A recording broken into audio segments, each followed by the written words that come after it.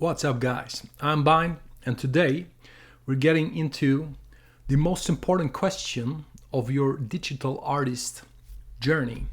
Should you sketch lines or should you sketch values? So, I'm a guy who has done both extensively, so maybe I'm a little less biased as some of the guys who only do one process all of the time. Let's get into it. So, of course, guys, there's pros and cons to both of these approaches. And today we're gonna do both, and I'm gonna talk about what I think about them both and how I approach them, and what are the pros and cons of each of these approaches. Now, if you're like me, also if you're not like me, you have something that you come from, right? For me, that is drawing. I am, in my heart of hearts, I've been a drawer from when I was a teenager. So, some people though, they start as painters, right? The first thing they do is paint shapes, paint volumes, do, I don't know, watercolor or gouache, acrylics, some stuff that you maybe do in school or even earlier. So, that will shape you and that will influence how you think about these topics and about these processes.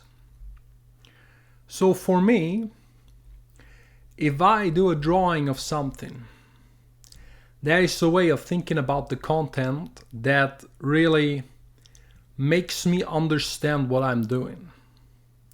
And earlier on, before I got into the whole digital spiel, right? Because I'm kind of old, and yeah, I have not done digital art before 2005. So then I really started painting volumes, painting values, right?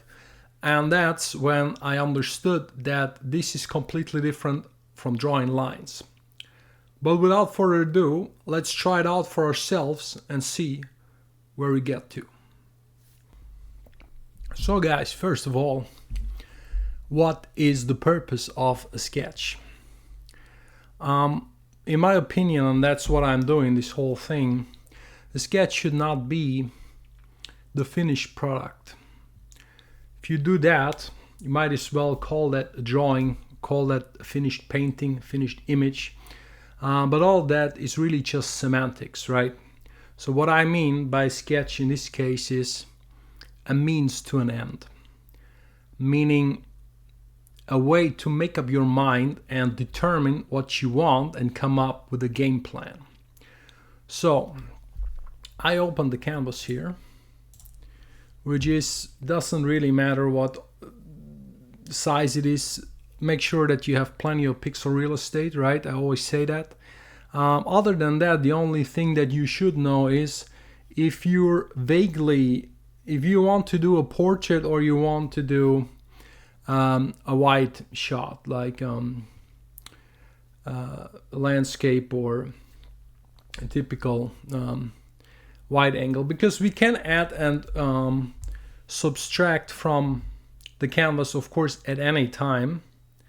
I'm not planning on doing this for this demonstration, but usually I do this quite a lot, meaning that during drawing I really cut or expand the canvas in whatever direction I need, and I usually try to let the content tell me what I should do with the canvas, which I think is the best thing that you can do. So, not doing this. So before we're starting with the sketching, we need to make up our minds, because the sketches, I said it a second ago, it is really a means to making up your mind. But before you can sketch, you need some kind of an input. So either you just saw something that you like, or you go and look at some ref, and that's exactly what I was doing. And these are the images that I was looking at. Full transparency. Let's have a look. All right, so as you can see, this image in particular is from Adobe stock. So what I will do is I go to different stock platforms or non-stock platforms, doesn't really matter. You can go to Instagram, to Pinterest, you name it. But in my case, what I want, most of the time I want inspiration from photographs. I do not want, the thing I want inspiration from least is highly stylized artwork that is very good and done to perfection, because that will not leave me with any wiggle room of how to interpret it, right? Stuff that is already gone through the filter of an artist's interpretation, I think does not lend itself very well to interpretation. It's too biased already. So I came up with just 2 or 3 images, and they are all pretty similar. Let me show you. There is some castle in England, I believe, and it doesn't matter to me what it is and where it is. It never matters to me. What matters to me, and this is the third one, is how is the landscape, how is the feeling, how is the lighting, how are the colors. For me, it does not matter where it is. It does not matter what is the exact content. And it's a good tip that I would give you guys. Do not, and I said this before, do not let the ref dictate you what to draw. You decide what you draw, and then you consult the ref for information, right? Not the other way around, okay? So, like the color palette, also like the color palette, I'm looking for a greenish, blue, gray thing. And of course, yeah, I can come up with that myself. At this point in my experience, like I don't need ref if I don't want to. But then again, if you never take ref, then you're always reciting yourself again over and over again, and you're kind of cannibalizing your what you've done before, and it's not so much new input coming. So from these 3, I like the structure, I like the island, I like how it's situated, I like the clouds, I like the atmosphere, and all these are cloudy, and that's what I was kind of searching for. But color wise, I think I like this and this the most. So maybe we'll do a combination of the 2. And landscape wise, I like this the most. And what I want to do is I want to have sci-fi topic as usual, and I want to have a character going down some path, some road maybe, and then in the distance, layered behind some land masses, maybe is maybe a hangar, space station, city, some architecture, right? And that will be the focal point, and there will be shadow from the clouds, and there will be parts that are illuminated. And I think that where the character looks, it will be illuminated, and where the character stands will be in the shadow. It's a very classic movie-esque composition of light and shadow. So we're going for that, just so you know. And this is the only image I will be looking at, maybe this also, throughout the process. I'll not import this into Photoshop. You could do that, right? And just switch it on and off as a layer. But for this, I'm not doing it. I will just have it on the off screen that you guys cannot see, and I will look at it. But that's really all I'm going to do. All right, back on the canvas. Gotta have some water in between sometimes. Can't just drink coffee, especially it's kind of getting a little late here. Anyways, guys, so the drawing, how should you do the drawing? Doesn't matter, right?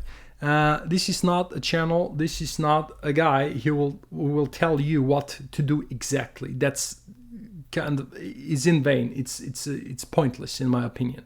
So what I will do instead is to tell you what you should be doing in terms of overarching conceptual thinking, not so much in terms of stroke work and what brushes to use. That really doesn't matter, and anybody who tells you differently is just maybe just a one-trick pony or too biased to realize that you guys, you do you, right? You do whatever brushes you like, whatever style you like, and I do me. And if we both adhere to overarching concepts and ways of thinking, we will have a great result nevertheless. So for me, I just have one of my brushes, creating a new layer, and let's see, yeah, here we go. So why is this delayed? Alright guys, sorry about that. Had to restart my Photoshop because it was kind of losing resources somewhere in the background. So anyways, what I was saying is, doesn't matter how you sketch. For me, I like a not so perfect brush, and that can go a little bit thicker if I push down on the canvas, or on my pen I should say, and then that's really about it. Other than that, you can do the hard round, you can do any other brush you want. We're not talking about style here, we're not the style police or anything like that. So yeah, you do you, and just pick your favorite brush. And one tip I have before we start this is don't make your brush too thin. That is the only tip I will give you, because if this is all too thin and even thinner than this, you will always have the feeling that you're not making an impact if you're laying down a stroke, and that's really not good. You want to see that what you're doing has consequences, right? So without further ado, I'll do the sketching, and that will take me some time, and therefore I'll go off camera, guide you through the process though, and then see you when we're done with the sketch in a moment. So when I'm doing a sketch like this, I'm making sure that stuff happens very fast and immediately, and I don't care so much about the style or the fidelity or the accuracy of everything. So you could see that even in real time, which of course is a time lapse, but even in real time, this landscape appeared very fast, within a minute. And then I want to get to the point as quickly as possible, meaning that whatever the main focal point is, so in this case the structures in the middle, I want to get to that and resolve that, because if I can't resolve that, then I don't have an image, essentially. So now I pretty much got the plan. There's a protagonist in the foreground, and he's going to travel towards the center of attention somehow. We don't know how, but as a suggestion for the viewer. And then now you can see that I'm experimenting with structures in the middle, and this is the main part of the sketching process, because if you did environments enough, sketching them is fairly easy. It's just about composition, and then later about the color and the rendering to make them work. But these structures, they are logical, artificial concepts, and you need to really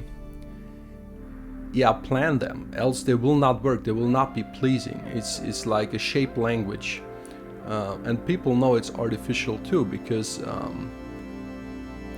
it's in the context, right? So now it's the first one that I think is not so bad, but I struggled to get something here that is I always think about it like I want it to be beyond mediocre, because if you did this a lot, of course you can come up with a structure that works. If you just stay within your boundaries, that is really not a problem, and it will be okay. It will maybe make for a good image with the lighting and the color later, but it will not be striking from a design perspective or from a design point of view. So in this case I wanted to be both, but that is hard, of course. That is like the master class, to have the rendering on point, later the color on point, and also the design on point without much reference, as you guys could see. So that is like the hardest thing. But of course, that's why we're here. We want to improve. We don't want to just do what's in our repertoire all the time and not come up with something new. This actually, here, this was pretty nice in retrospect, because I end up killing this too. You just wait. And it's like the triangular or shaped that sits like a wedge onto the landscape. That has potential, but I'm not feeling it in terms of, I don't feel that I made the most of it that I could, and end up not using that at all. So now experimenting with some spheres, and in the sky there's going to be maybe a spaceship to bridge those structures and to make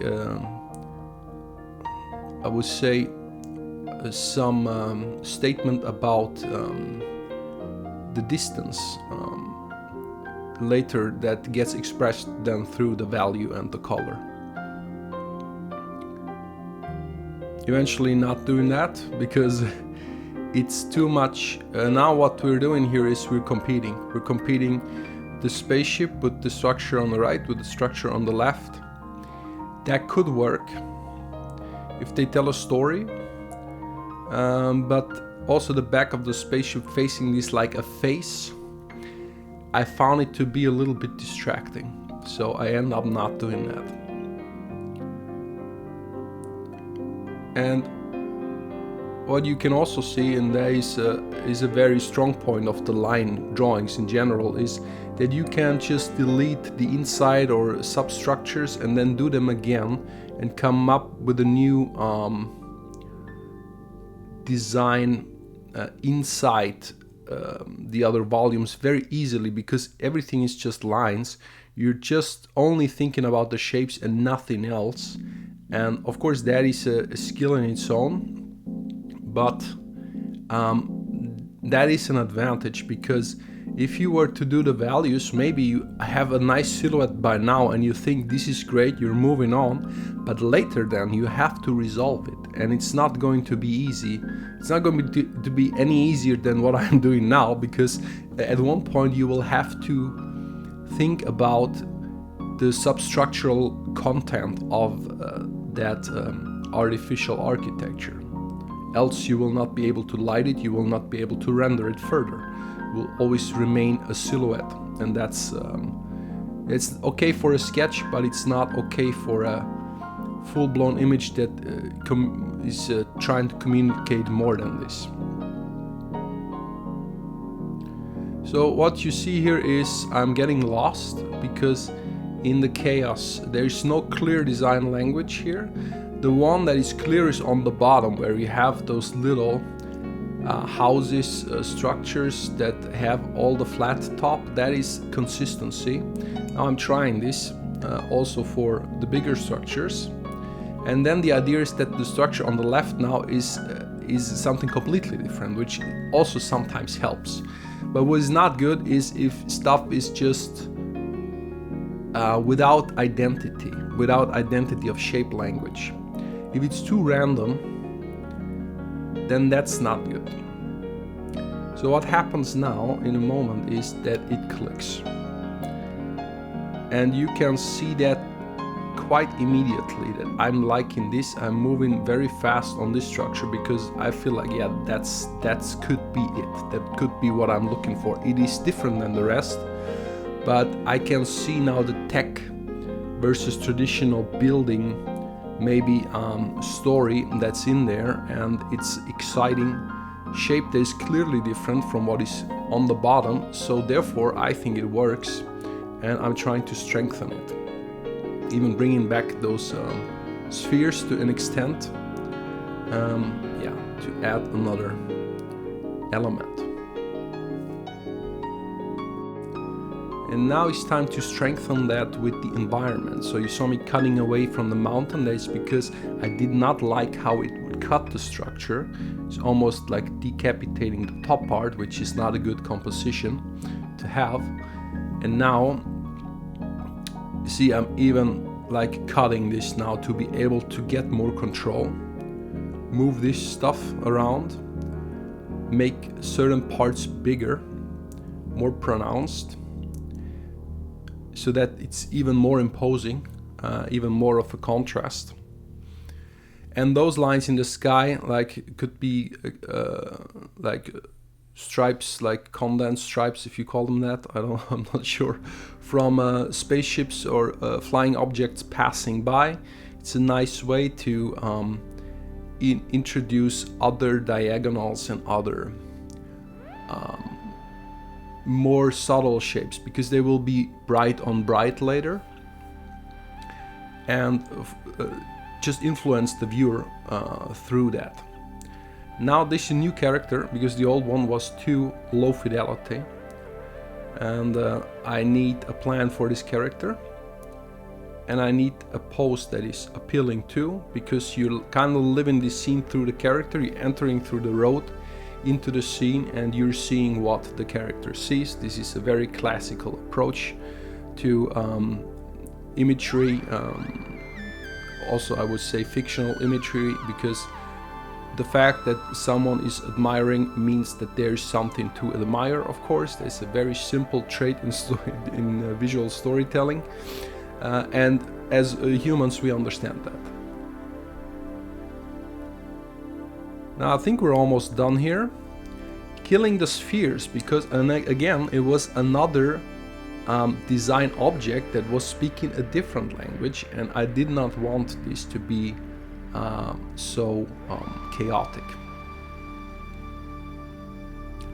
Now changing a little bit in the foreground still to make this more exciting, some ideas for some details, and then in a moment we're done here.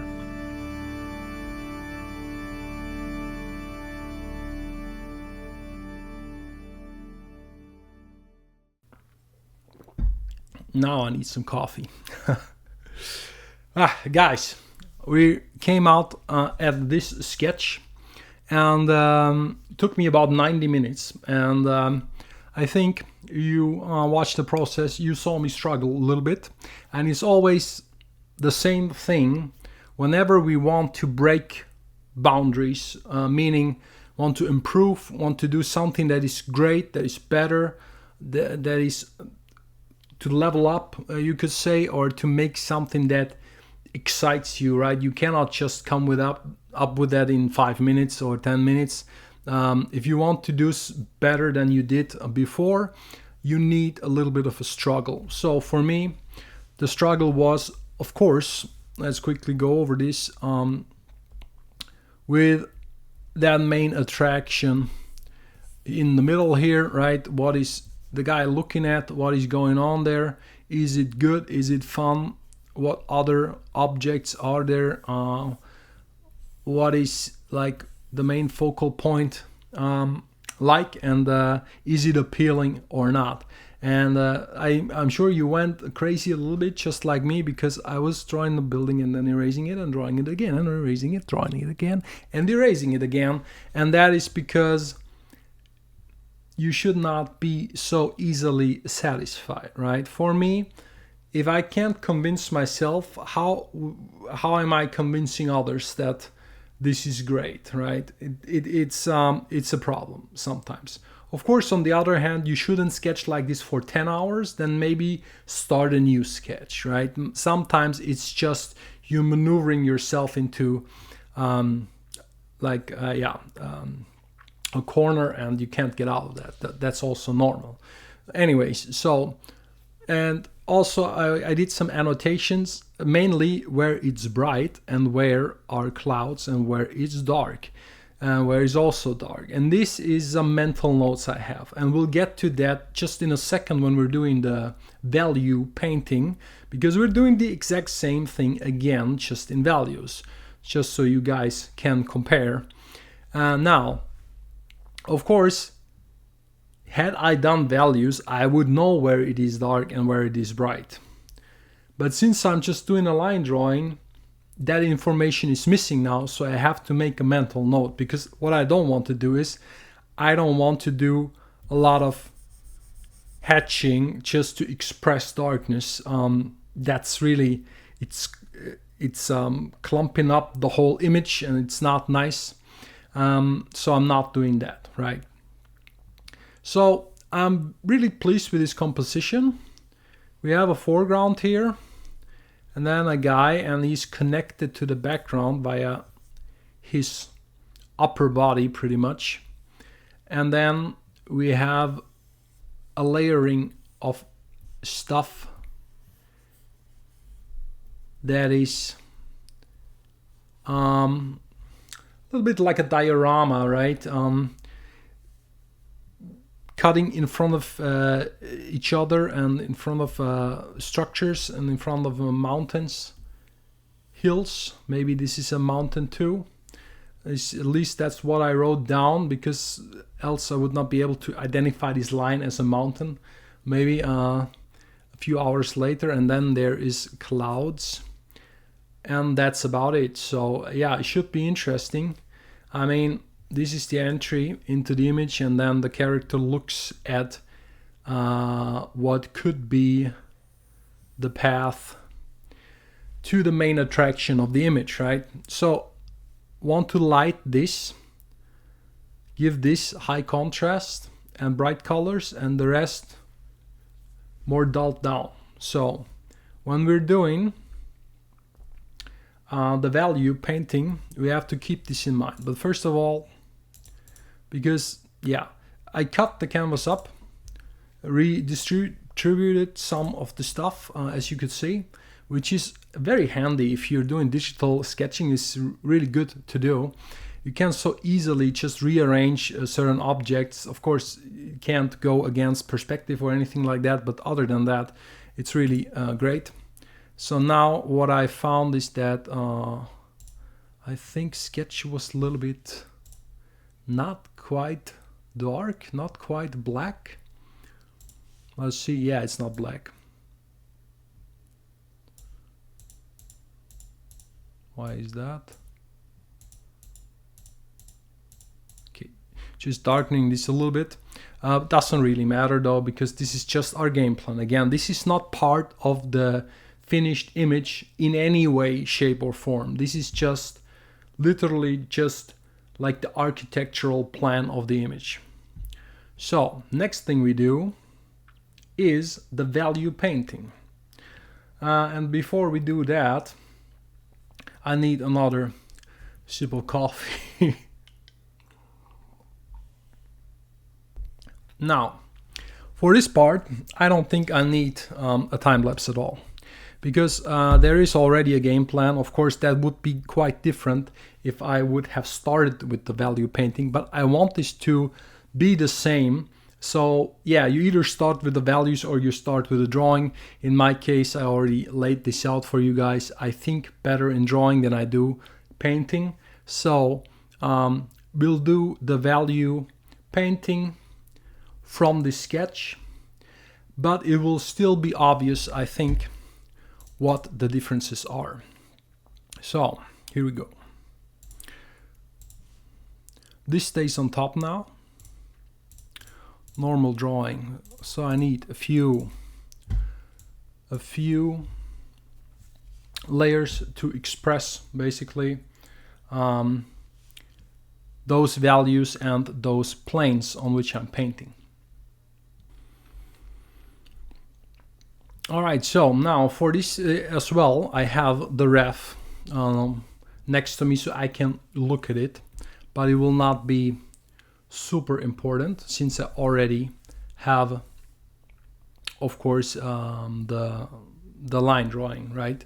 This is mainly now for really determining the values, and I will deviate from this for sure. And now it's lasso time. As you guys might know if you know me, I love lasso tool.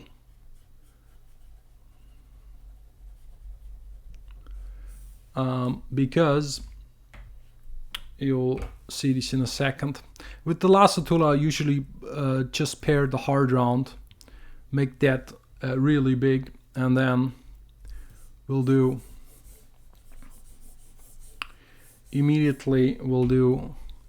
layer this. And then the other thing I'll do for this is get that sketch down in strength so I can see what I'm doing underneath.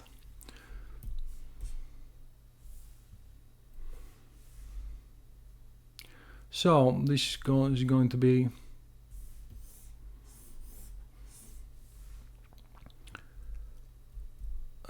to be some atmospheric blending on that sky layer. We have the clouds separate, and then on those clouds, of course, we will go a little bit darker somewhere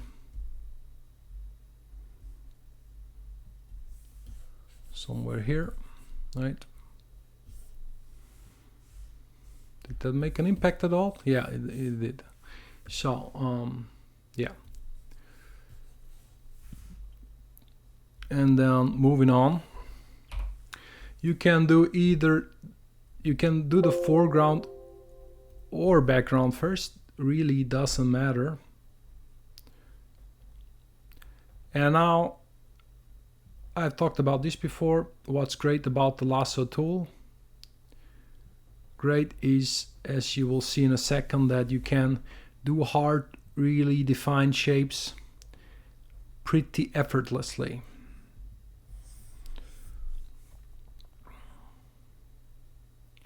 And technically, we're not doing the full rendering here. We're doing a sketch. We're still doing a sketch. So there's no need to be overly perfect. And also, what is great about doing the values, because what the values really are, guys, it's a silhouette. We're doing silhouettes here. And these silhouettes need to communicate as much as possible.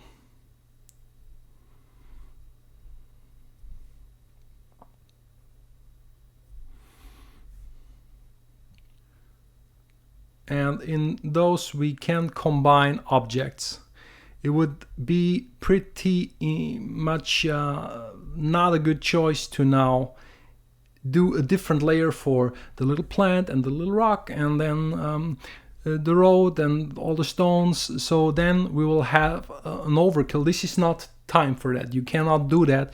You're now still in the sketching process. You're still making up your mind. And you don't need to have all the answers now and be perfectly organized. In fact, I think if you're doing that now, it will be in your way a great deal, because the more you do stuff and the more you amass layers, the more you will not be able to make intuitive decisions and fast decisions. Just paint away and do something impactful on the canvas, right? It will hold you back a great deal. So foreground, this will be dark.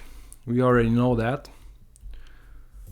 And first, I'm perfectly fine with doing flat color. So that's never an issue for me. The only thing that overlaps the foreground maybe is the character. And I'm saying maybe because it could also be part of that layer. If you dare. So, there's the guy coming up in a second.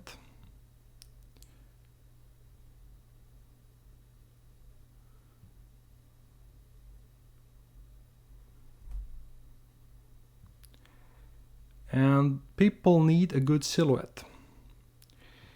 That's every painter will tell you that, even every classical painter will tell you that. If you don't have a good silhouette, it's like 50% of communicating the person, what they're doing, and the posture and everything like that is mostly about the silhouette, because this guy, for example, he will be pretty much in the dark, and that means I need this to make sense. And I will even go in there and maybe give this the extra bit so I can see this come together before we proceed.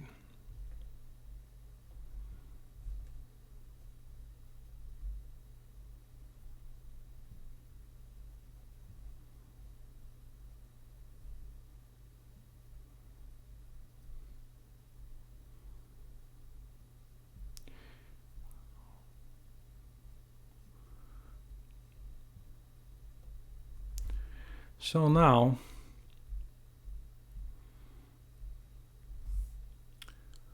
once we have him,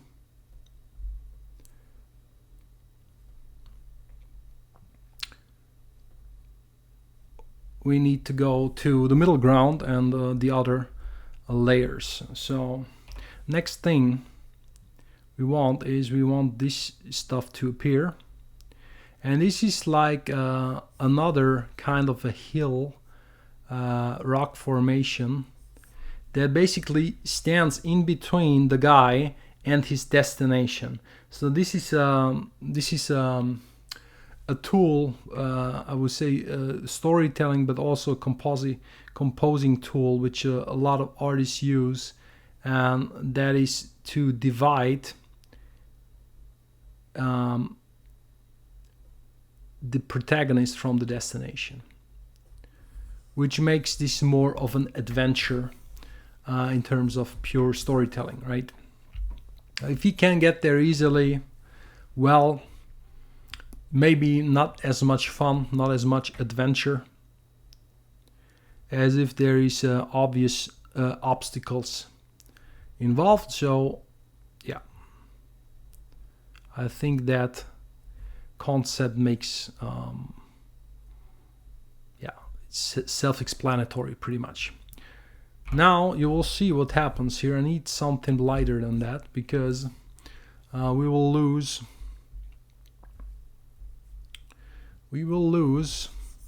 contrast in the back. It's the wrong layer. Lose contrast towards the back. That's what's called atmospheric perspective. And with color, it means everything would get more and more the same color, and of course contrast gets lower and everything gets more and more the same, essentially. Now I need another layer in between here. There's a layer behind this here, which I'm really making it behind this and the cloud. So this will be the most complicated task to paint, to sketch. And this is usually where I will obsess a little bit more about the detail, because I know this is what makes or breaks the image, pretty much.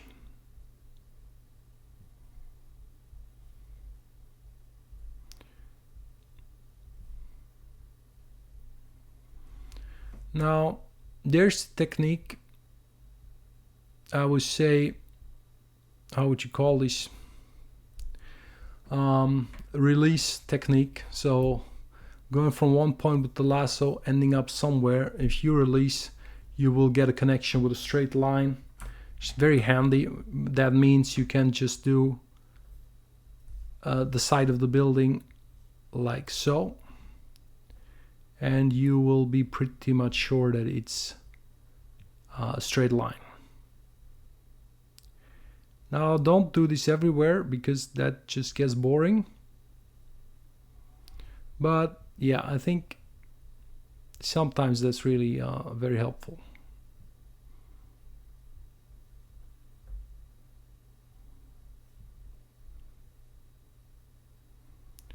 Also, I'm trying not to obsess too much over being perfect,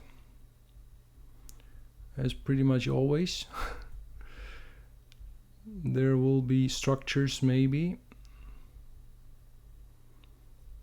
And then you will find out that you cannot express everything right now. So all that stuff that is in here and in here and in here, we're not expressing this right now.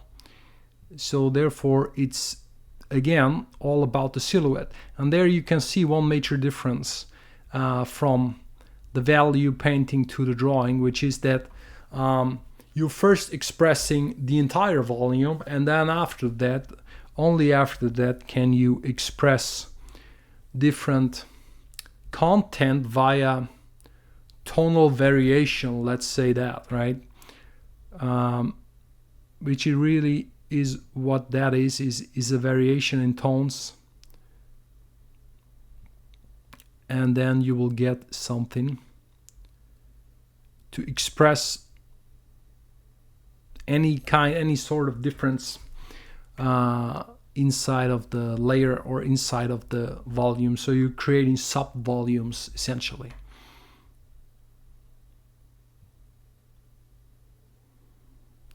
So this you will see there will be an advantage to this in a second, because maybe now you're asking yourself, why should I ever start with a value sketch if all you describe is basically upsides of the sketching and no upside to be found in the value sketch? That is not true. Let me tell you that right now. There is a lot of upside in the value.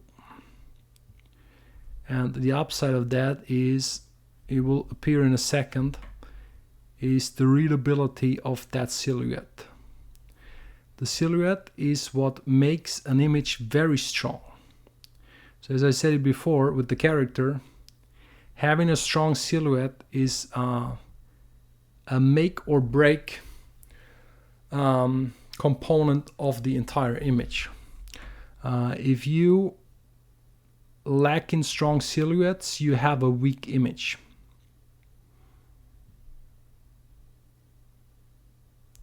And the value, it makes it very, very obvious what is a good silhouette and what is not. But yeah, we'll talk about this in a second, when the silhouette here appears from that main structure.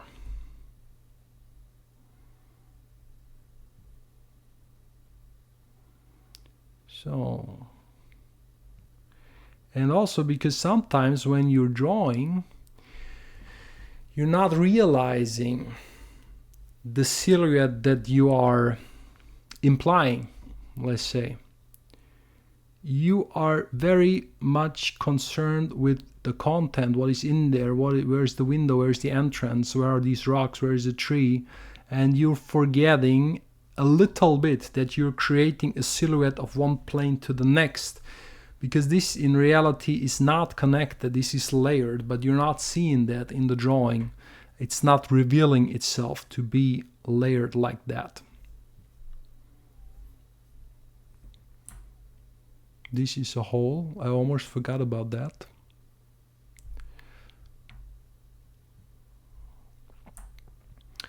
And this is solid, I guess.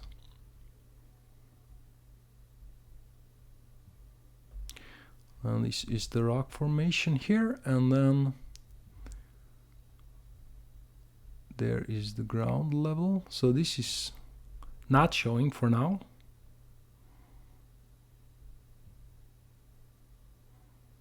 Trees. Yes, I am drawing branches. I'm not zooming in here because it doesn't matter. And this, I would kind of draw this, maybe not as patiently if I was doing this, the sketch without the drawing, like just the value sketch. I would maybe be a lot more experimental. So I think what I would do is lay down a big old shape here and then try to cut away from it and create the silhouette of whatever the structure, the artificial structure is, and then see if I can fantasize about something in there, right? Something that manifests, And that way you have to do it via the silhouette, whereas before with the sketch you do it via content, via each line that constitutes a substructure already. So you're kind of thinking a little bit ahead in terms of content when doing the line drawings. Now, there needs to be one more layer in between here that I did not realize would be necessary. And that's also something, it's just what I talked about, just because in the drawing I was not aware that this should be behind, and then this it's not very convenient to connect this to the other structures, because that is a layer of structures that should be even behind that, right? So I'm not connecting that right now.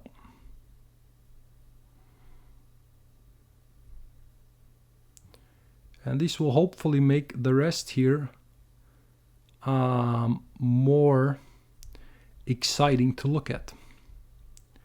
That is what I'm hoping for.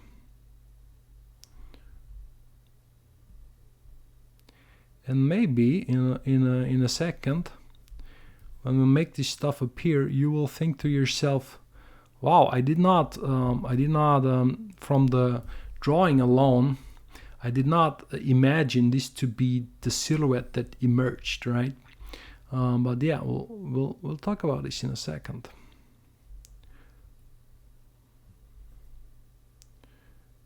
That is a little tower, I guess. And then there is a supporting structure of some sort here. Well, it's all a little bit smallish, but I think that is it. And over here, yeah, it's the structure ends here, which should be pretty exciting. I hope so, at least. So now we're going even lighter again. So yeah, you can control yourself. You can now see if what you thought was right or not. So this appears, and all of a sudden it gets the depth that it was missing just from that little bit of just from that one tone, right? So that is the power of the silhouette for you here. That is if I now do away with the sketch, you see how this is still imposing and it still looks like something. And now what you can also see is that if you're missing all the lines, all of a sudden you're not sure what is in here. You're not seeing the road anymore. You're not seeing the in-between. Where is the rocks? This could be now a completely different landscape from just the silhouette. So you see the difference there, right? Moving on. We need, as I said, another layer. This will be more of a rock layer. And now this has to go behind this in a pleasing way. And it's getting easier now because, yeah, the main thing is done.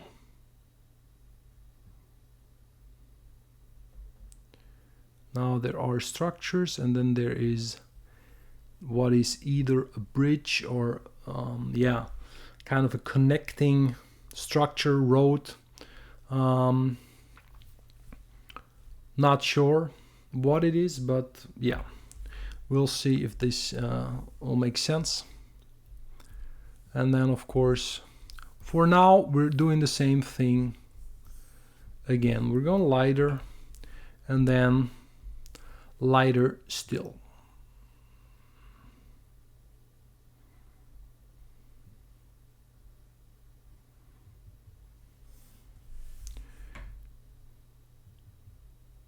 And you could see maybe in the drawing part that I questioned this layering a lot, because I know that is this layering in here is where the depth is coming from and where the interest, where the strength of the focal point is coming from.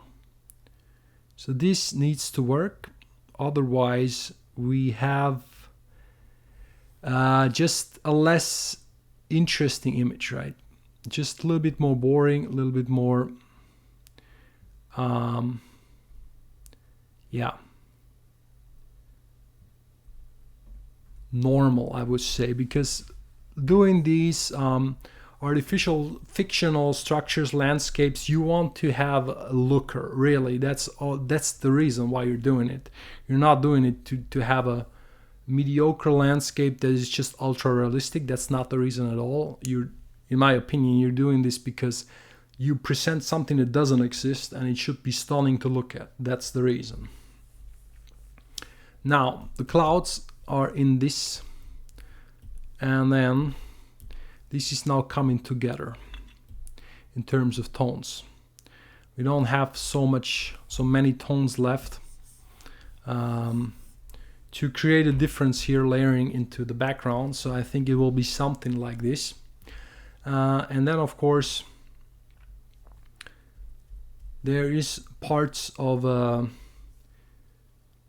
like the spaceship can be its own structure.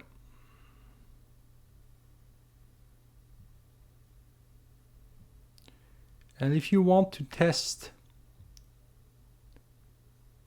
really that, how would you call it, that silhouette theory, just try to do a good spaceship with just a silhouette and you will see what I mean. If it's working, then you will realize that it's working. So now those condensator strips, or I don't know how you call them, the kind of the exhaust from those flying objects, those stripes, have to be behind the cloud. So I'm making a layer for now for them to go in between, and I'm making them less perfect. Making them less perfect, and I'm hoping for a good accident here.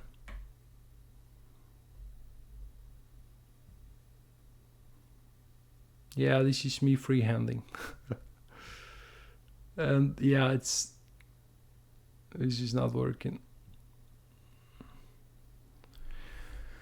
Not working out so well, but sometimes you get surprised. So yeah, we'll see about that in a second.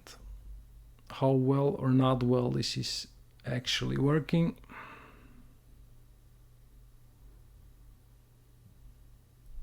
So yeah, you also can do that, release, let it do the work for you, but a straight line is not as exciting here. So yeah, maybe not do that.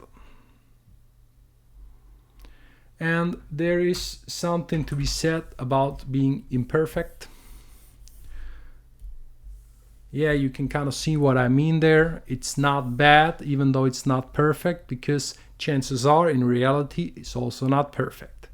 And if you're not satisfied, if this is too erratic for you, you can still tame this a little bit by doing this.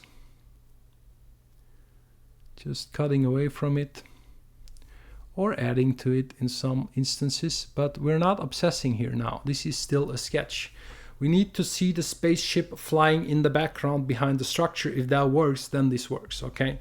So we're not obsessing here in any ways.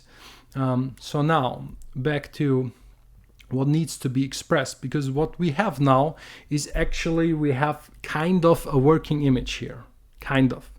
And that's because a lot of very basic value sketches end right here, or actually they end before that. They end with maybe 3 layers of landscape and 1 character and 1 sky, and then that's a good exercise, right? But what we're doing now is we want a nice game plan, and we want to do something compelling from this, which I will do in the next episode, where I'm going to paint in color this piece to I'll paint it as good as I can possibly paint it, and we'll see what's up then once we add the color.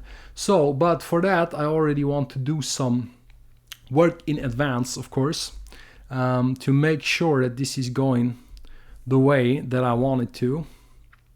So now what we do is we check if the values are good.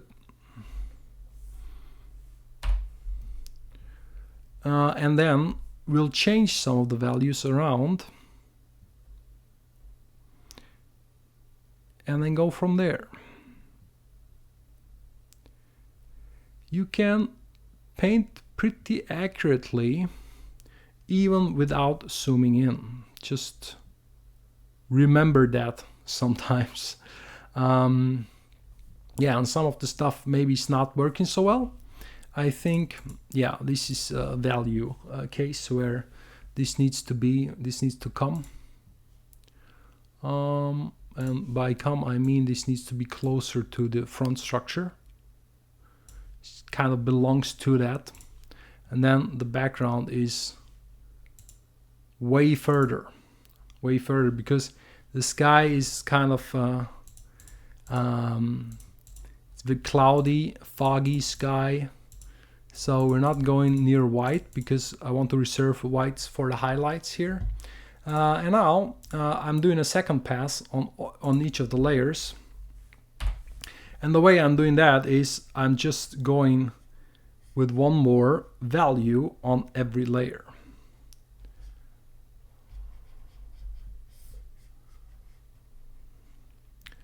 How do I know this is working? Because I have done this before.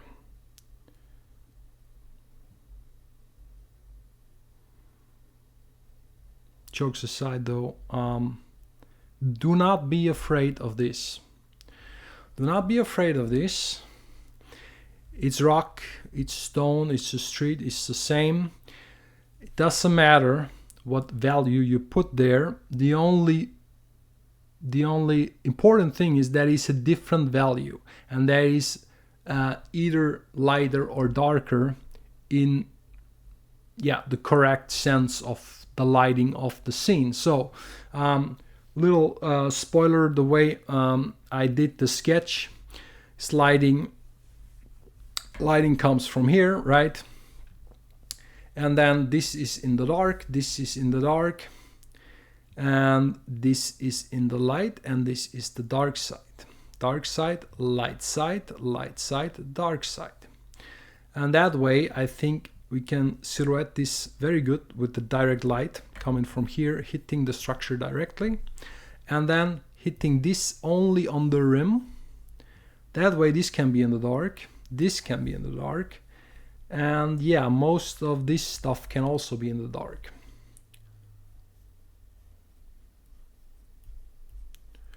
I want you to see something in a second.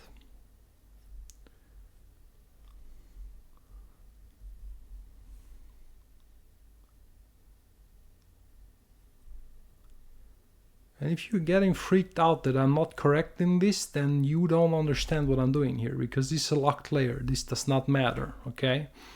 So there is also something that you need, that is something that you really need to learn, I think, if you haven't already, is how to make your life easy via the options of blending and of locking the layers, right? And of using clipping masks and all that. Because that is such a powerful thing to be aware of, that is saving you a ton of time. Because right now I'm chatting with you guys, doing this, and it still does not take an eternity to do. And the reason for that is just that, first, yeah, I have a sketch, so it's a little bit cheating, admittedly, but also guys, is because I know how to not waste time. Make this brighter.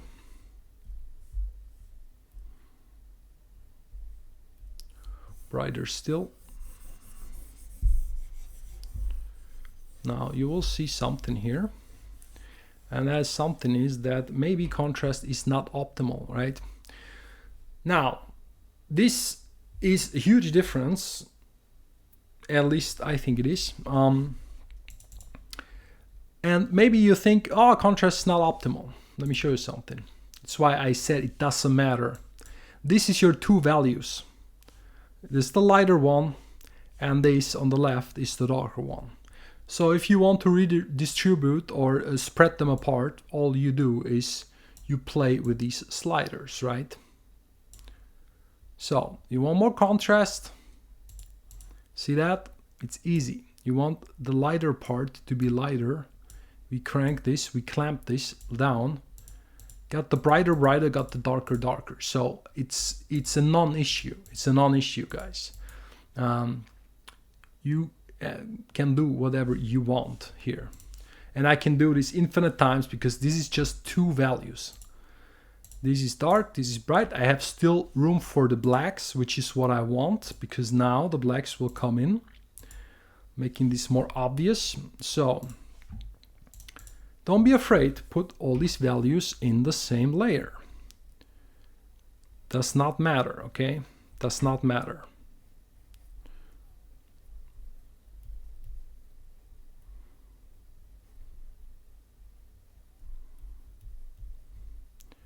Of course, there will be things that are not accounted for in the sketch, and they will show up around this time now, that you will realize, oh, I have no solution for where does the shadow end. I don't even know. It's also fine. It is fine. You will find out where it can end and where not. There needs to be shadow here. There is a certainty. And this is how we communicate shape of the rocks.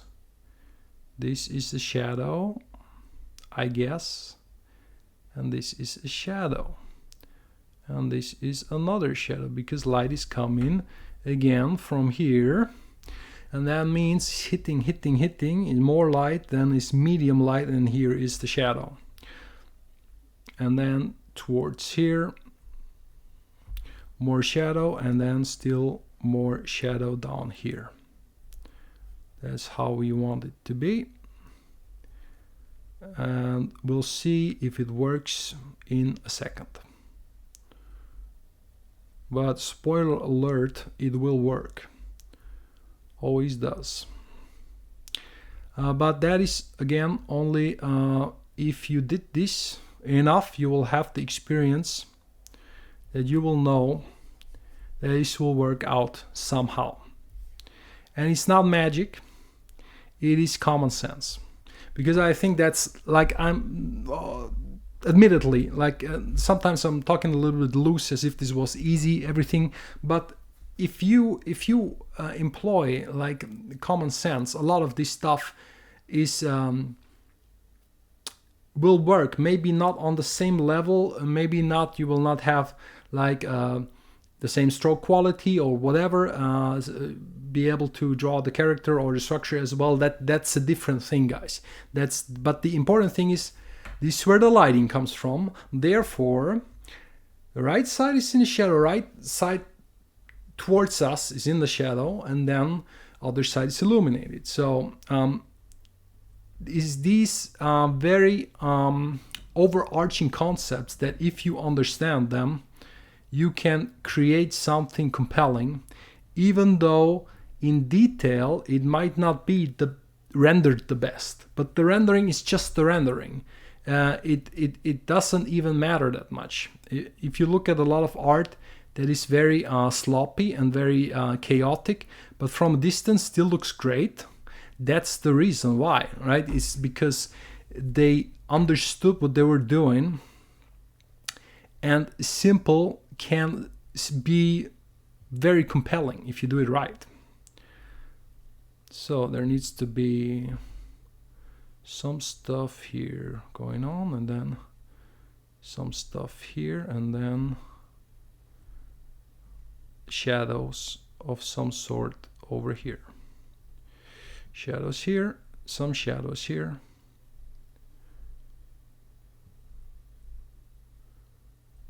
All right. Now we can, well, I wanted to do a crack here in that road that makes it a little bit more adventurous looking.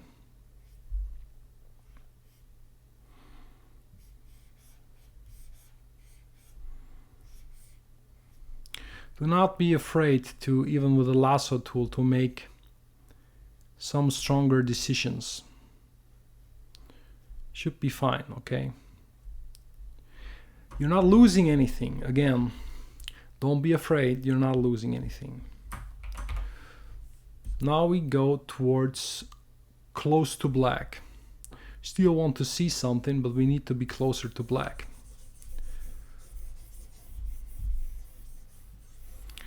Now you see once more that every new piece of rendering makes this a lot more readable, right away. Just doing lasso for now, and then we immediately, now this is fine, I could now draw. I could do a little bit of a brush, and then I could say, where is this? I want to draw with the lines available to me here, or I'm sorry, I should say with the colors, the tones available, and then make this more refined. I could do that. Waste some time there. I shouldn't say waste time, because now that's really the time where you would do it, right? See what we're done. So this is working better and better. What was the plan here? Something like this, right? Yeah, starts to work. Oh yeah, you can see that this is pretty close in tone wise. So yeah, we'll see what happens with that in a second. Lock in the next layer, and this layer now, maybe we're only doing 2 values on the next layer. So what I know I want is a rim lighting from the left, of course. Remember, this is still true. So that means that stuff is illuminated. Everything I'm leaving now is illuminated because I'm doing the darker pass.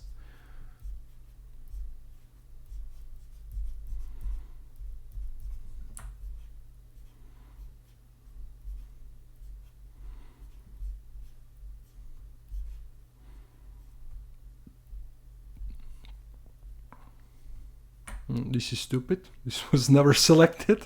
So yeah, sometimes we make mistakes, right? We make mistakes in thinking, but that is fine. Now you need to know some stuff. Which rocks are the flat rocks? There are these here. Which rocks are the steep ones? Which would be these here, right? And then how much of a curvature is to that, and well, it's your choice, but you need to either imagine that or take it from the drawing that you've already done, or now if you don't have the drawing, you need to really imagine it. You need to come up with it right now on the spot, which is difficult. That's where the drawing is much easier, because it will tell you by now. The drawing tells me the structure, and these strokes inside of the structure, they communicate the wrapping and how shapes behave much better than just the pure silhouette, right? So that's something that we need to keep in mind here. So this is just rocks that, yeah, somewhere here they need to descend into the darkness of the whole thing. I'm not quite sure where exactly. Maybe this is all dark. Maybe it's all dark, because it's downhill. It makes sense that this is dark, but maybe there is a border.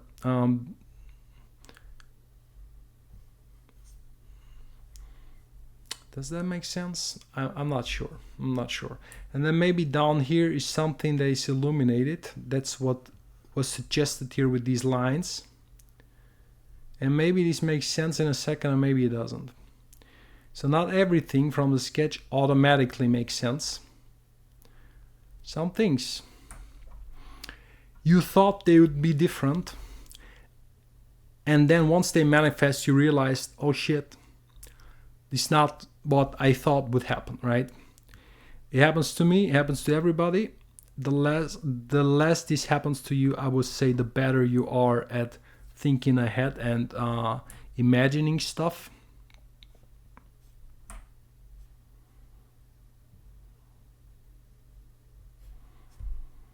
I think this is what I want here.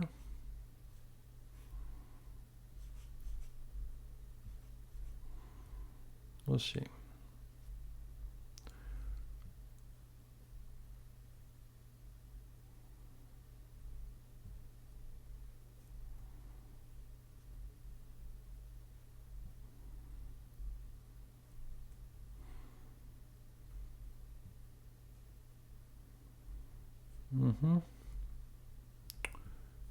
Yep, I think.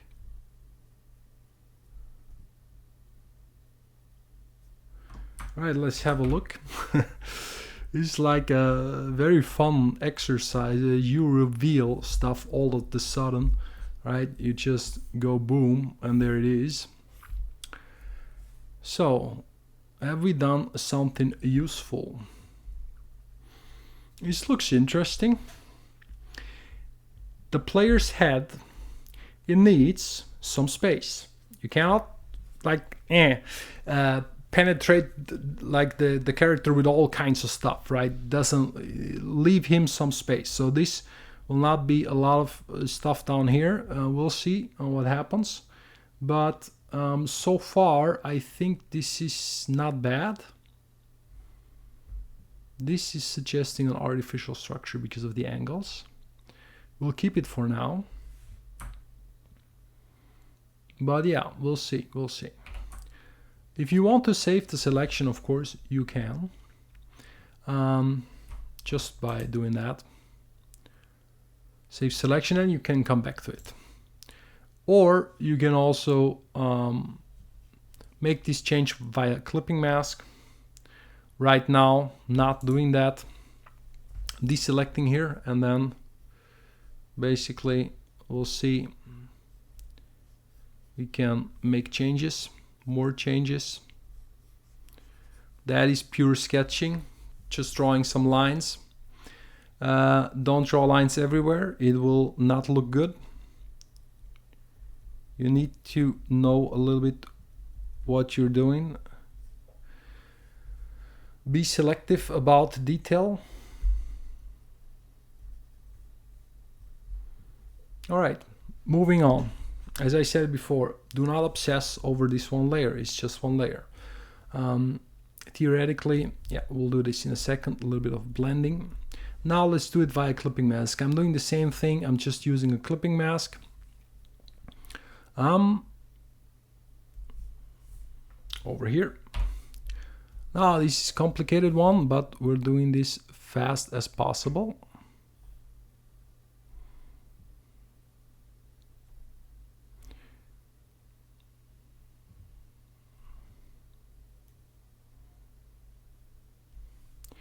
The most important thing is that you get right the thing that in your mind is the important thing. It's not always super clear. And it also takes a lot of practice, I would say, but if you can do that, that is, I think, the key to mastery, almost. Now, don't be shocked if I do this. This is a clipping mask. You cannot go outside bound of this layer. It's impossible. So you can relax and just do this, right?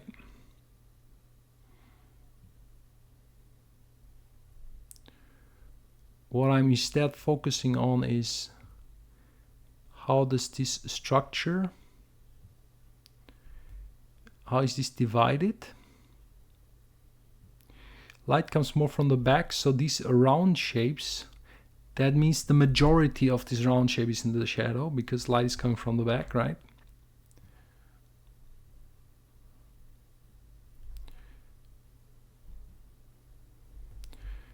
Also down here, we'll see. And then this would be like that, I guess. And if you're now dealing with structures, with more like architecture that is much more perfect, what you can do is you can get another kind of a tool to make it easier for you to make these subshapes here, right? These.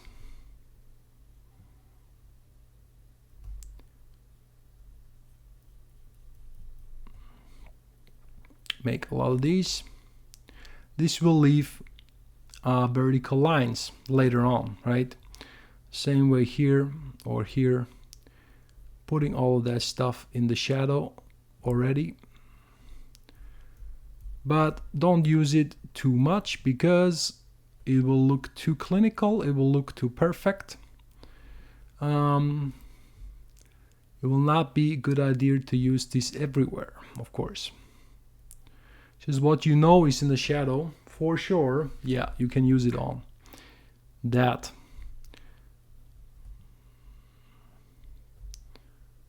But sometimes it's not so clear.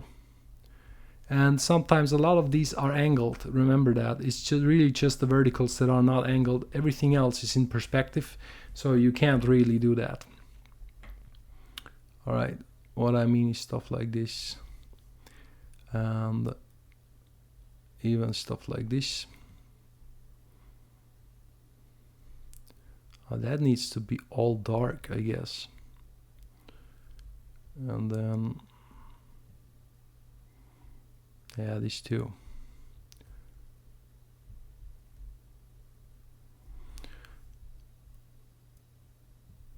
Again, we'll see that in a moment.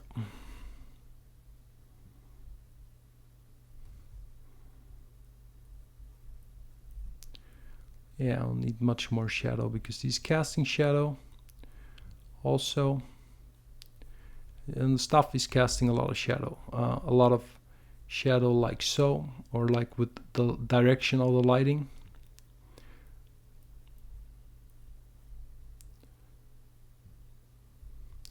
And yeah, you should be a little bit sloppy, but what you should mind is, again, stuff that is really important to you.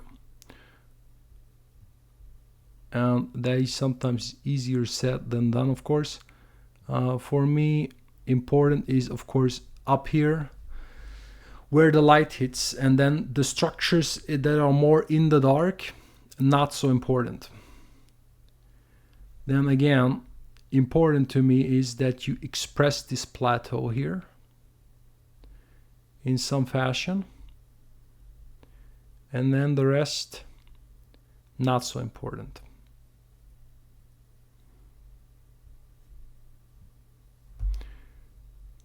Same here. We express this, the trees, of course. Shadow from the trees. He's also silhouetting parts of the inner structure here. And then maybe there's a shadow from the tree over here. And then maybe there is a little bit of shadows here. That's also some plants which are always absorbing of light, and there's already a lot of shadows always happening inside of these plants and overgrowth stuff. Forgot to specify shadows over here, and I can really feel that now.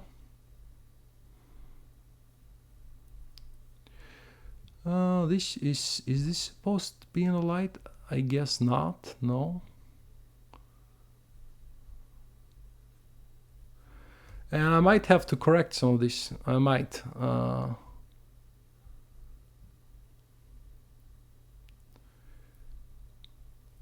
Maybe I'm being too generous with the lighting over here. It could be very well the case. Yeah. Right, over here we're good, I think. There's something here, and there's something.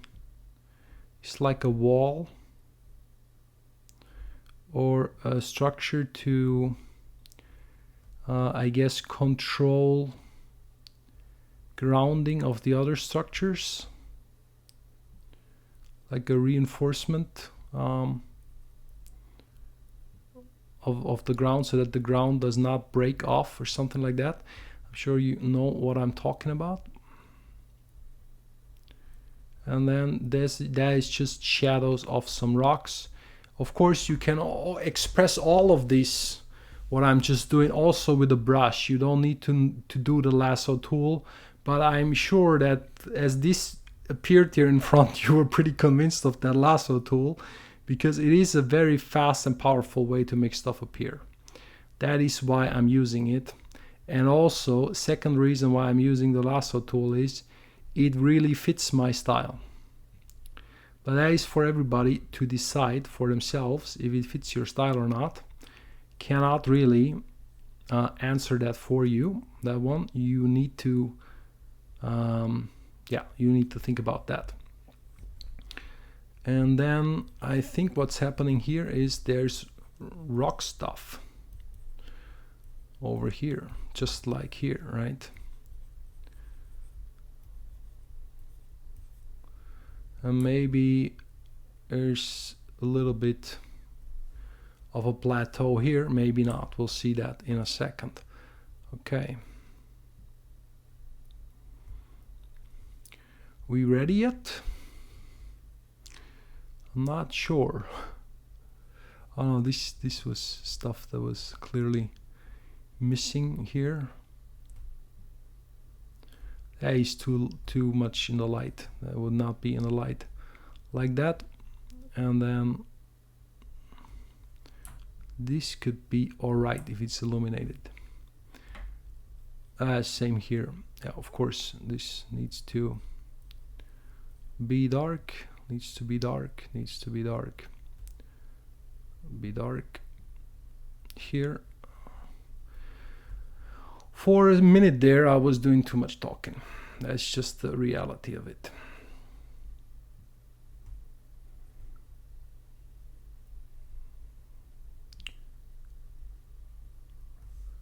Right.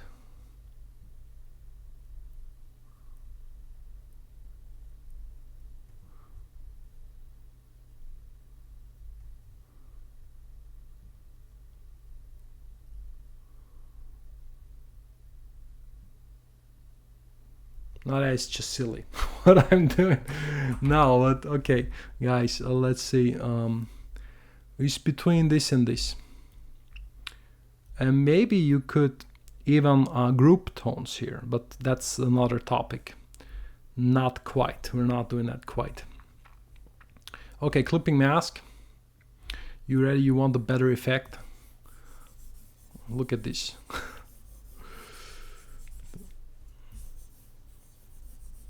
Okay, it's done. Image done.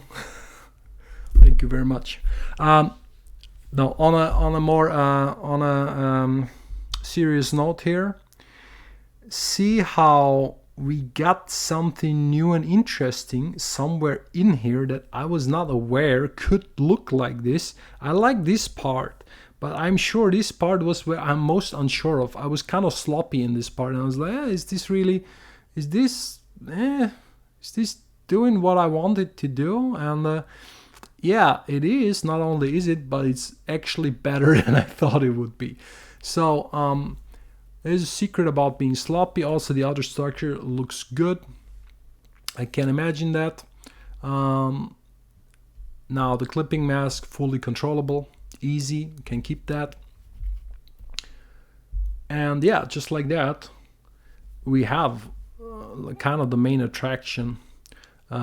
Just made it appear, right?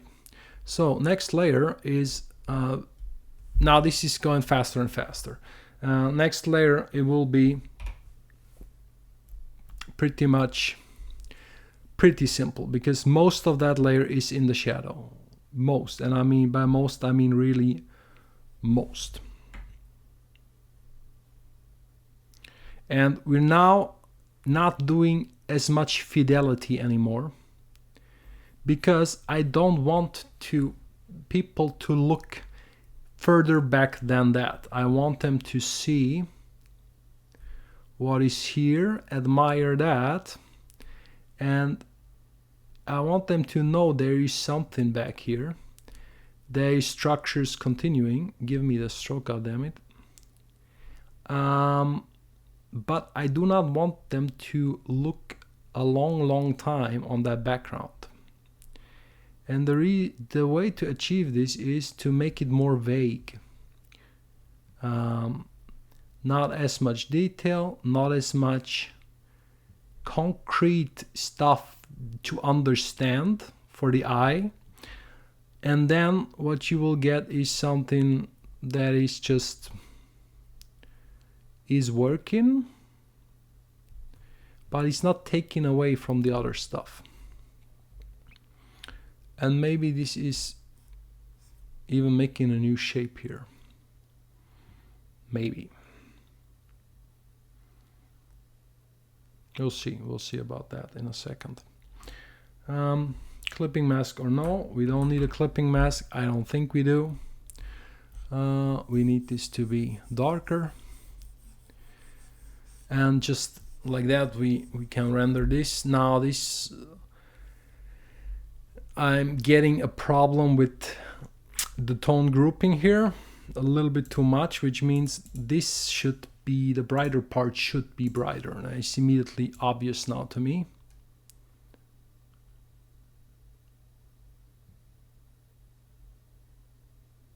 Oh, I'm still on the selection. So sometimes you forget that you have this switched on. If you hide it, like I do, which you can do with Control H, Apple H, you just hide the selection.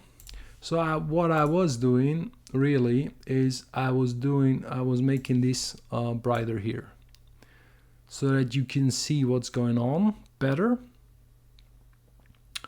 But then again, this doesn't need to be the same brightness everywhere, right? And maybe this in the back, we need to control this as well. So I think we do. I think the dark needs to be darker, the bright needs to be brighter.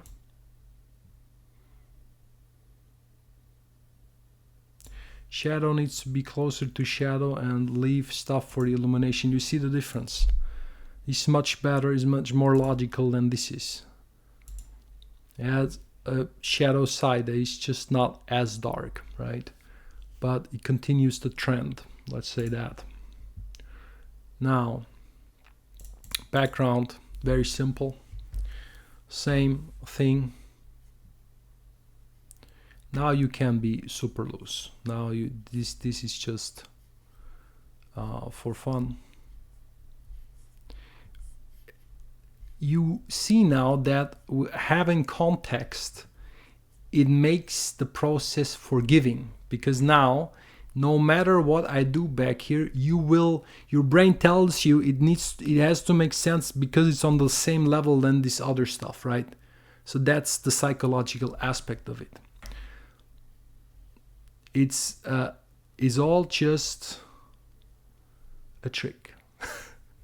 It's all just an illusion, guys. It's not really, nothing is as great as it seems. We want to create an illusion. That's what painting is, and that's the beauty of it. You convince people on a very human level that you're reminding them of stuff that they experienced in the world, and they will fill out the blanks, right? And that is, I think, is a really nice aspect to think about it like that. So make this appear. You saw it. It's getting faster and faster. Also, we don't need that much contrast anymore. That just works somehow. And then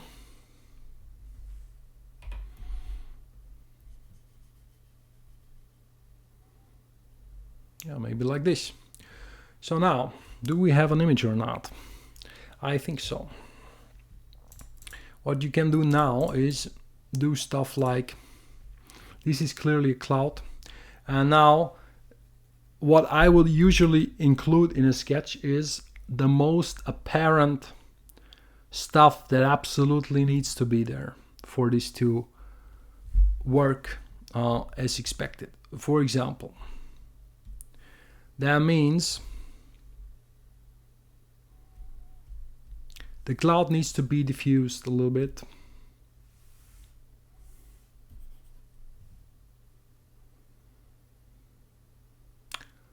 Maybe not like this, because this is taking forever. What the hell is going on? Well, he's doing the thing, you know. It's kind of doing the thing. All right, so this is not too great. Smudge tool with a few thousand pixels is and also being smooth and everything. That's not a good idea. So we're doing the smudge tool a little bit more like this.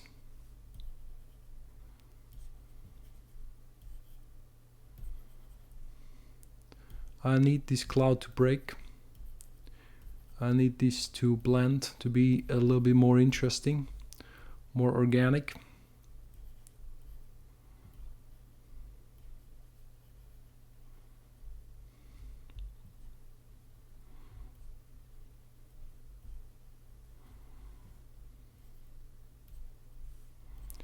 Maybe like so.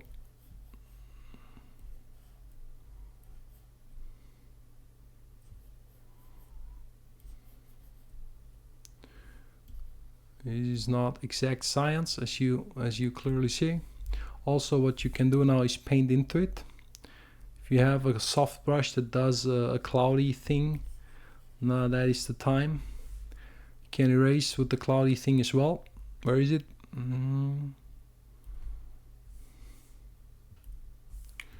So do this a little bit. And then we want it, I want this to kind of merge. Create something that is looking, what is the ref saying? The ref is saying something like this, right? I think. And then it merges somewhere here, it merges. See, this devalues that a little bit. Can have darker over here, and then the same is true here. Now this, I guess, it needs to be darker.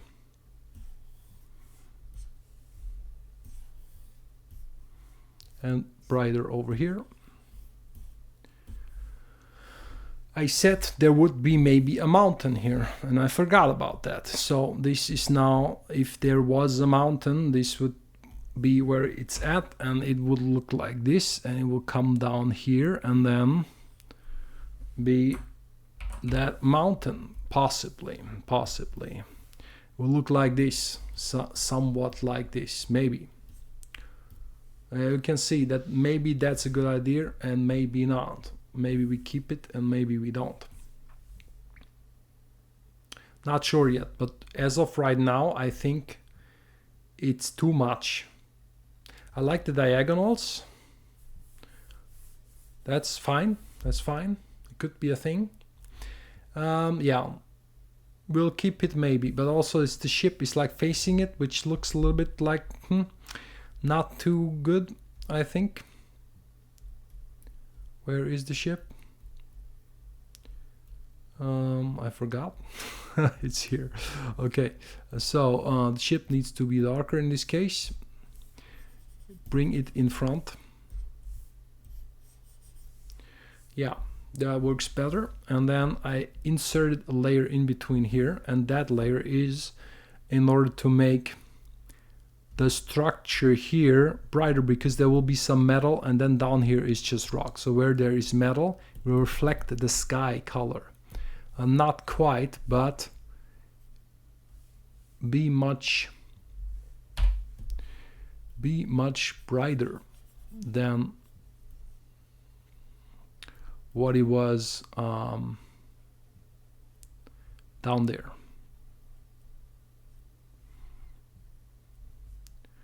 And if this is too much, that does not matter, because it is a separate layer, and we can then just tune this layer.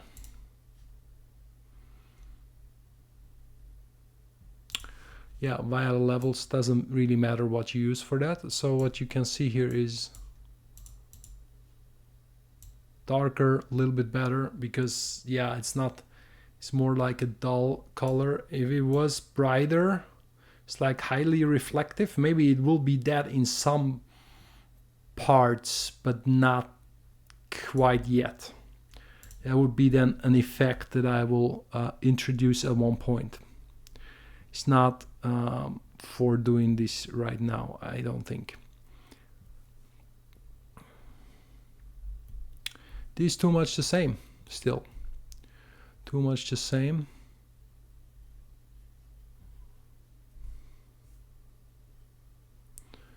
But maybe that's also good. You can group in some areas that will maybe even look pretty good. Not everywhere though. Need to be careful with that. Over here, not sure. These should be bright. I think these should be bright. Excuse me. That will look good. And then maybe parts of this structure. I'm not having a plan. You can see that, right? I'm not having a real plan here. I'm just now designing, which means I'm just deciding, this part a little bright over here, a little bright over here. I'm not doing everything bright. See how this does not work at all. It doesn't make sense. You want some of the artificial structure to be lit, and then the other stuff is not lit. And that way you make a difference tonally.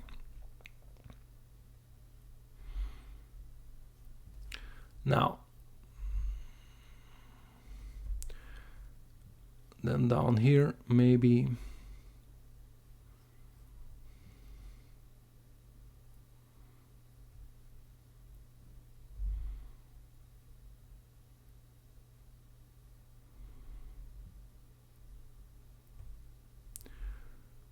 restrain yourself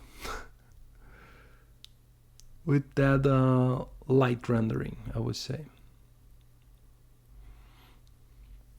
Once you like what you're doing, realize one thing, and that one thing is that we can erase. We can erase.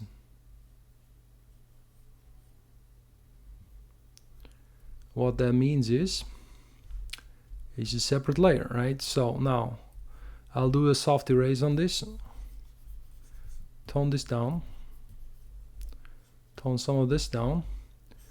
Can even tone some parts of that structure down. See how this is cool. And then tone this down a little bit, tone this down a little bit. Yeah, this is more the ground, not so bright, not so bright. And then all of a sudden, this feels much more rendered again. Once more. And you can, of course, continue painting over here. Over here.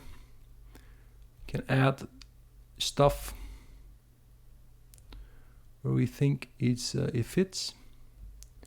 But yeah, we don't, no need to obsess yet again. It's always just you do a little bit and you move on, right? What that is still, remember now, we did not look at the sketch for quite a while, and that means we don't actually need it anymore.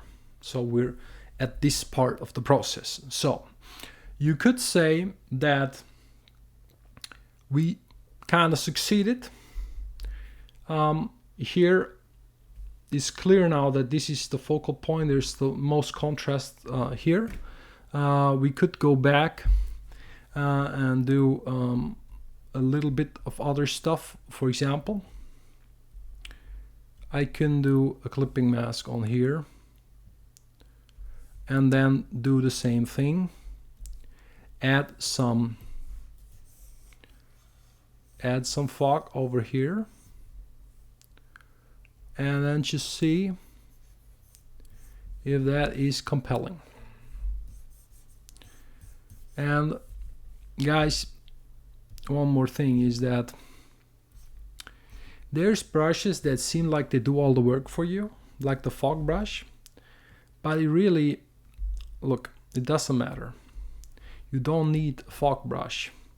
This one I made for myself, but who cares? Look at this. You take the round, the soft round, and you, as an eraser, you take the soft round, and look what I'm doing.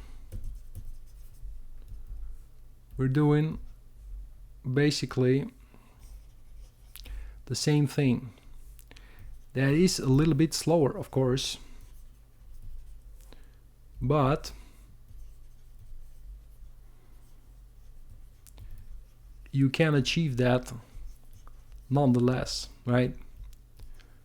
It's just a different stylistic choice, and maybe I almost like this better now. So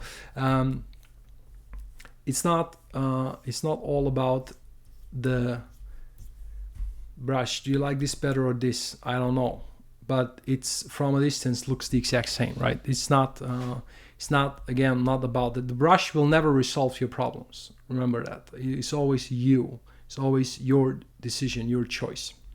So let's keep this. Now we'll test some of the contrast over here on this layer. Do we want this darker? Yeah, it's not bad, because now see how this pops. A little bit, yeah, of course. Now if I overdo this, this gets grouped. It's not good. That is terrible.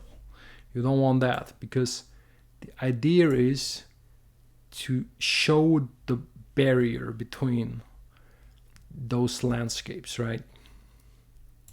So it's better or worse? Better or worse? I would say it's a little bit better.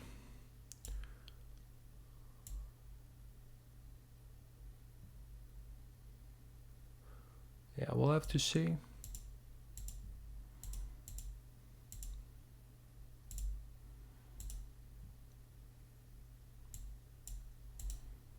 Yeah, almost like they better before.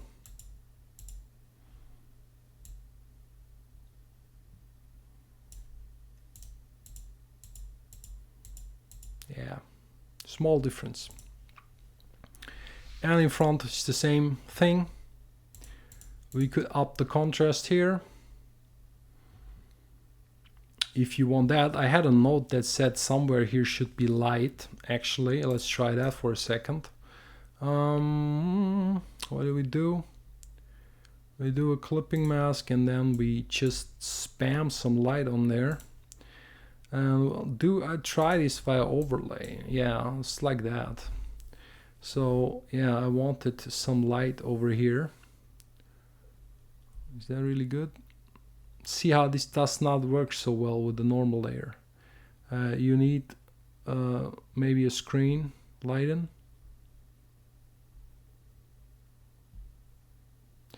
Yeah, I think this is good because it respects the shadows. That way you can get something going just in front. Nice, coming from the light into the darkness. Has to go all the way through the darkness and then reach destination, right? That's I think what's happening here, and you can do the same with the dark too.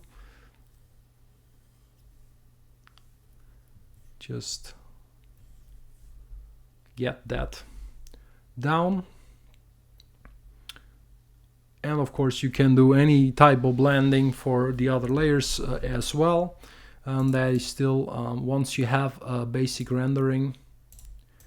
Now you can do the same. Just be sure that you're not going too dark. That would not make sense, right? In here, that's fine. In here, that's fine. Down here, that's fine. That's fine. Over here, maybe that's also fine. This is fine, but you cannot have it everywhere the same. This gives the impression from light through clouds, right? If you do this too much, it has to carry over to the final painting. So yeah, do this at your own risk. You can also do it directly on a layer, of course, if you want it down here. Do that. See how we get a little bit back here from the detail, the grouping. This could be the case that this is darker. It's actually more interesting, so maybe this happens. I guess this could happen. Doesn't need to be the same everywhere, right? Of course, a little bit of this impression will change once there is color in the image, but the color is a whole different story, and we'll do that in another episode. So, I have a sip of water, and it's time to compare. Right, so what we're doing here is ignore all this. We need the canvas size to improve, and that means we need double the width. And then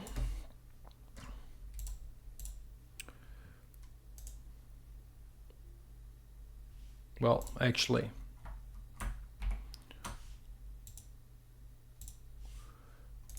whenever you do this, you first duplicate your background, because you will get white baked into it if you don't.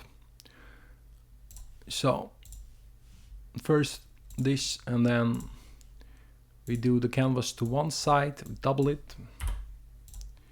Now we're going with a light gray background, I guess. Oh, we have all the space in the world to be able to compare this pretty good. Crank up the slider. Now,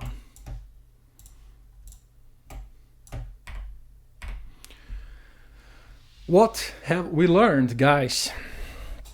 Well, I hope you enjoyed this, first of all. Secondly, of course, I hope you learned something in some capacity.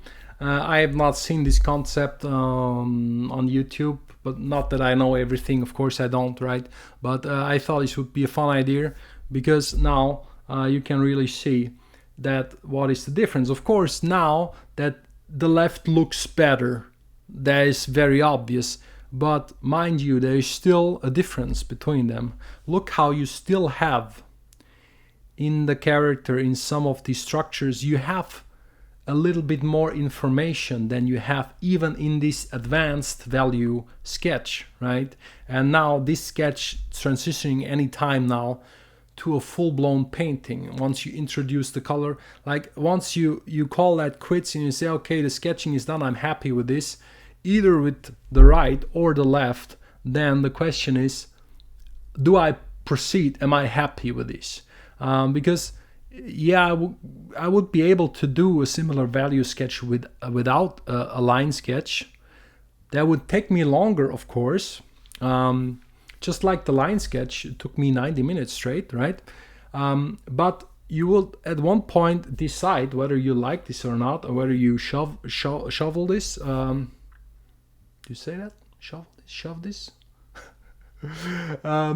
Yeah, basically do away with that, or keep pursuing it and keep painting, right? Of course, for me, in this stage it's easy to judge, but you have to think about it like this. When you take stuff away from the value, you take stuff away, take stuff away, it becomes harder and harder to judge. You see that? Now, more we take away, actually here we can't, but just for you guys I will do it.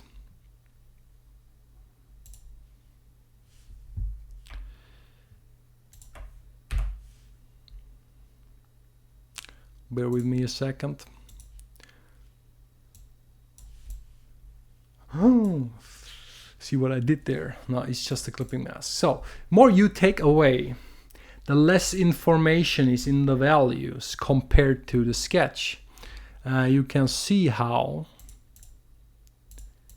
then it becomes harder to judge. All of a sudden you're not so sure if this foreground makes sense. It will later make sense. You're not so sure if this midground will make sense later.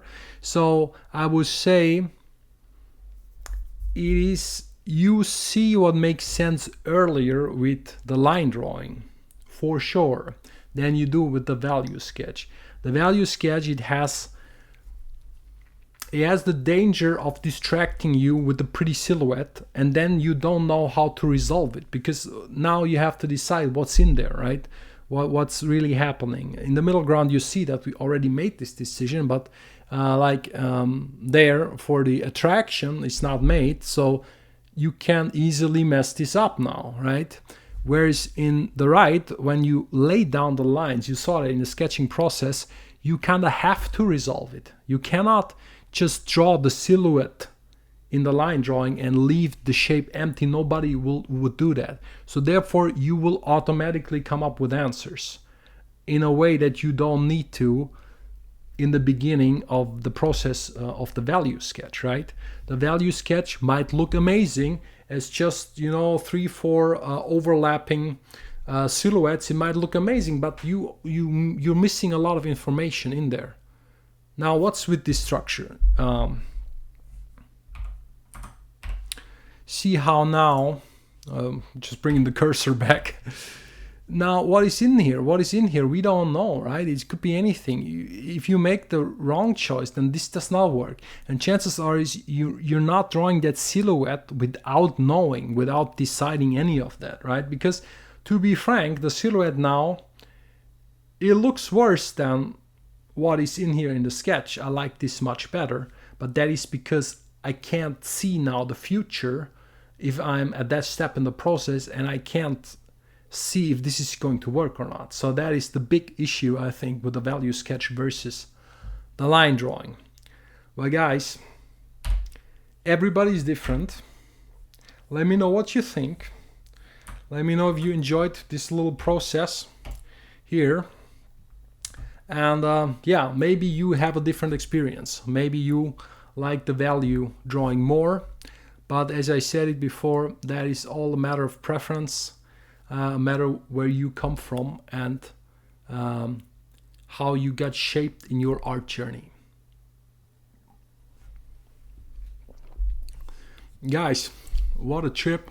Thanks for joining me once again on this little artistic journey. When we tried the value sketch versus the line drawing. Also, make sure to let me know what you prefer and why you prefer it.